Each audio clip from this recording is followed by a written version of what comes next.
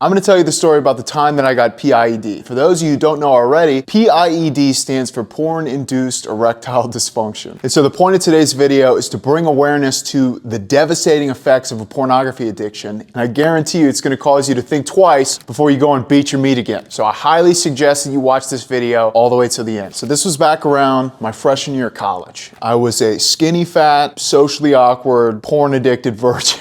And I started talking to a girl for the first time since I was 12 years old, whenever I had my first kiss. And for reference, whenever I say porn addicted, I mean that I had been watching porn 6 or 7 times a day for the last 4 years before this happened. Now, before you ask, of course we met off of Tinder. 18-year-old Braden was only looking for the highest quality women. This relationship in particular ended up escalating rather quickly.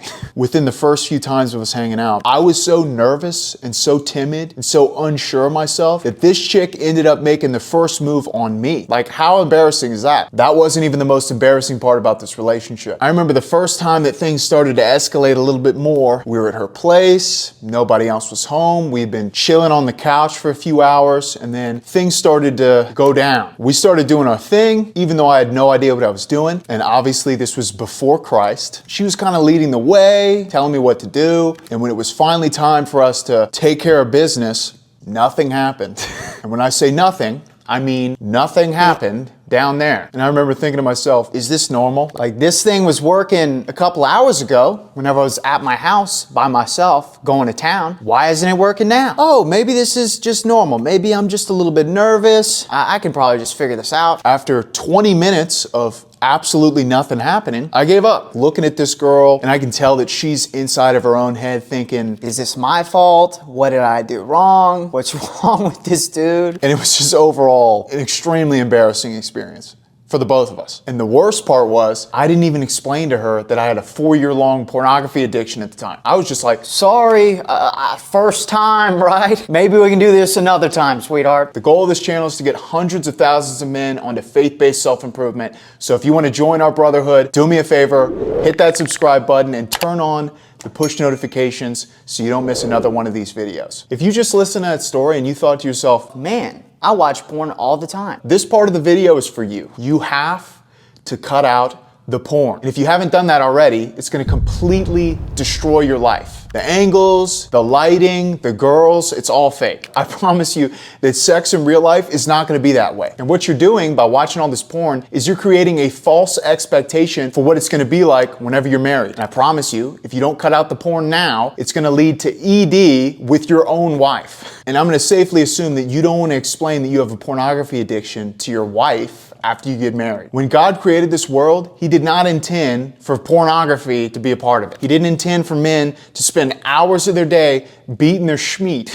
God created us to be fruitful and multiply, but only in the confines of marriage. And believe me, I get it. The devil has twisted everything by creating all these social media platforms and putting porn all over everything. I understand that girls don't even have to leave their house. They get so much attention and validation that they don't even have to meet anybody. They can get all the attention and validation that they want by just sitting inside all day and scrolling on their phone. And I realize that guys aren't meeting any women in this day and age. They just do their own thing. They play video games, they work out, they go to Chipotle, maybe they go to church, but they don't meet a lot of girls. So I understand whenever you're all by yourself all the time, you're probably going to want to watch pornography or release a nut every now and then. That doesn't make it okay. You need to take responsibility in your life, stop making excuses, and become a man. The Bible calls us in 1 Corinthians chapter 6, verse 18, to flee from all forms of sexual immorality, because all other sins that a man commits are outside of his body, but the man who sins sexually sins against his own body. I know that you want to get a nut in, bud, but it's not worth it. And I also realize that if you're anything like me, you want to have a wife one day, but you have to break free from this before God can even bless you with a woman in the first place. He's not going to give you a wife if you're still addicted to porn. I want you to imagine getting married and still being addicted to pornography. Picture yourself having to hide your addiction from your wife, and whenever she's out and about or she's in the other room, imagine yourself running into the bathroom and cranking one out. Imagine having children with this woman and then having to hide your addiction from both your wife and your children. And worst of all, imagine your kids getting addicted to pornography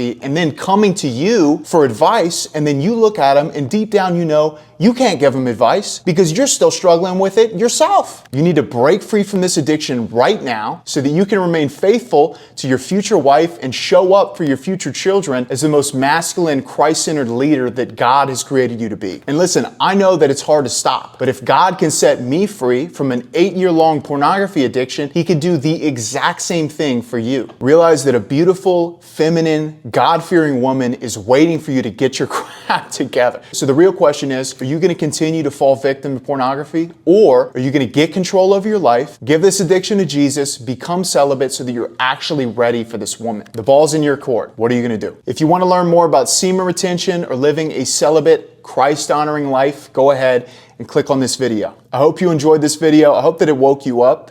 I hope that it motivated you on your semen retention journey, and I hope that God blesses you. And I'll see you in the next one. Peace.